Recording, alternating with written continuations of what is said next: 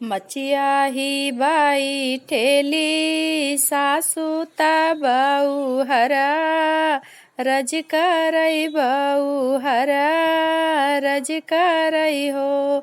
सासू तोर पुता सोई कर वटिया मुखहु नाही बोलै मुखहु नाही बोलाई हो।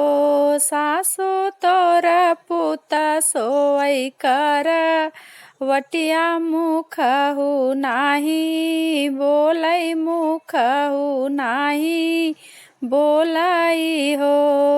चुप रहा बहू हर चुप रहा आवारऊ से चुप रहा हो। बहू हराई हई पुतवाहा मार दुलारी के आ पुछबई दुलारी के आ पुछबई हो। बहू हराई हई पुतवाहा मार दुलारी के आ पुछबई दुलारी के आ पुछबई। नैया पुतवा बोलाई त जांगे बैठावई त जांगे बैठावई हो। बेटा बड़े रजवाड़वा कई बिटिया मुखहु नाही बोले मुखहु नाही बोले हो। बेटा बड़े रजवाड़े कई बिटिया मुखहु नाही बोले मुखहु नाही बोले हो। काऊ कहऊ मोरी मैया कहत लाज लागैल कहत शरम लागई हो। मैया सारी सारी राती खड़ा दरवजवा ओ रौनी तरे भीजेऊ ओ रौनी तरे भीजेऊ हो।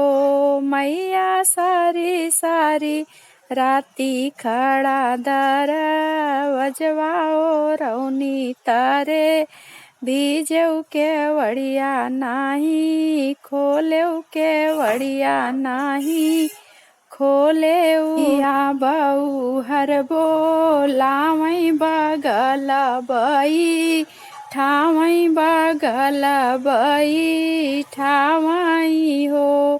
बहू हर मोरा पुत गया कैगा जाधर परग बेनी माधव परग बेनी माधव हो।